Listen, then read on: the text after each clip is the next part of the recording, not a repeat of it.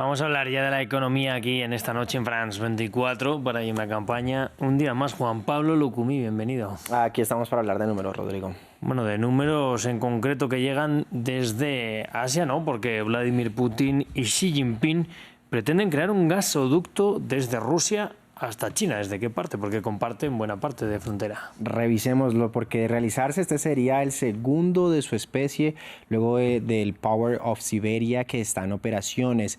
Putin y Xi sellaron esta versión 2 del gasoducto que acabo de mencionar, pero esta vez el ducto partiría desde los campos de gas en la península de Yamal, en el Ártico ruso, pasando por Siberia, cruzando la frontera con Mongolia y finalmente llegando a China, como lo vemos en el gráfico. Se espera que tenga una capacidad de hasta 50.000 millones de metros cúbicos de gas al año, y aunque hoy se firmaron los memorandos que permiten avanzar en el proyecto, todavía no se han dado detalles como el precio del gas, el financiamiento ni el cronograma de construcción.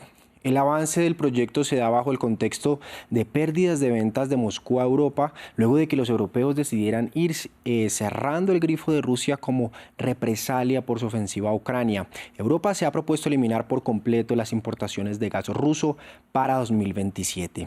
Mientras Beijing despliega la alfombra roja para Vladimir Putin, un equipo de France 24 se ha desplazado a la frontera entre China y Rusia para ver sobre el terreno los efectos de esta amistad en términos económicos. Veamos. Escaparates y carteles en cirílico, pero estamos en China. En una de las ciudades que comparten frontera con Rusia, cada día más de 1.000 personas la cruzan, en un sentido u otro. Aquí todo el mundo habla ruso, así que es muy fácil comunicarse. Hay más ropa que en Rusia, hay más posibilidades para ir de compra. Vengo de Vladivostok y China siempre nos ha ayudado en los momentos difíciles.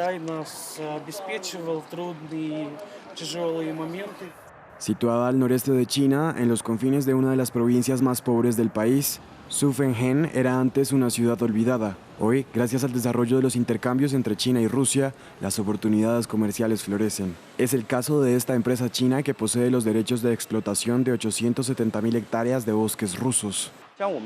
Nuestros troncos proceden de nuestros propios bosques en Rusia.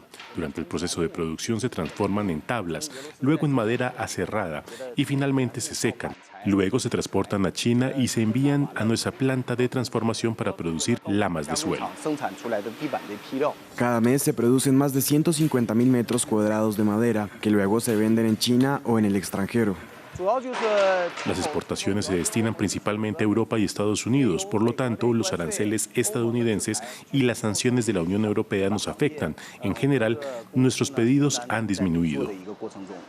Si bien el sector maderero chino se ve afectado por los aranceles europeos y estadounidenses, la madera y el carbón rusos se ven aún más sancionados desde la invasión de Ucrania. Moscú puede contar con China, que sigue siendo su mayor comprador. En Zhufenhen, las materias primas proceden de Rusia, mientras que los productos acabados hacen el recorrido inverso.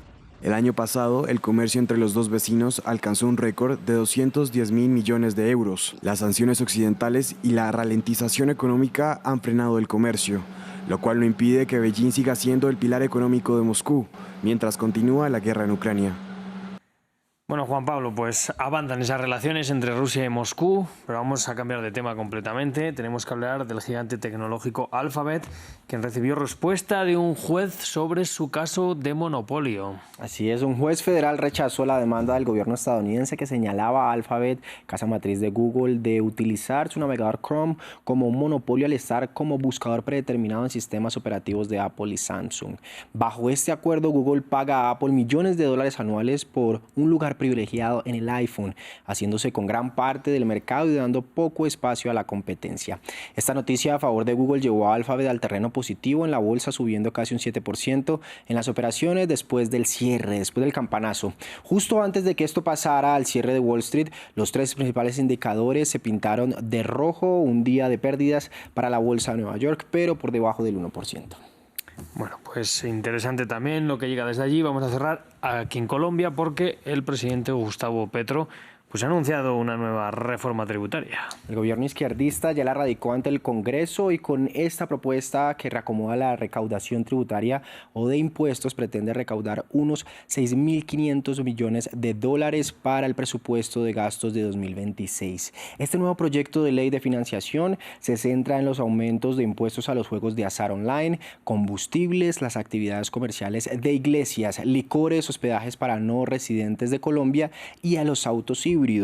Lo cierto es que solo con el anuncio, la desinformación se esparció en redes sociales y tanto el Ministerio de Hacienda como el mismo presidente salieron a desmentir varios de los supuestos aumentos de impuestos que se difundieron en aplicaciones como X.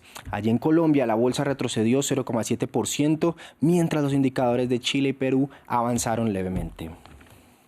Pues muchísimas gracias por traernos esto. Veremos si avanza o no en el Congreso esa propuesta del presidente Petro. Gracias. Lo revisaremos, así es. Venga, nosotros vamos a seguir con mucha más información, así que quédense aquí en France 24.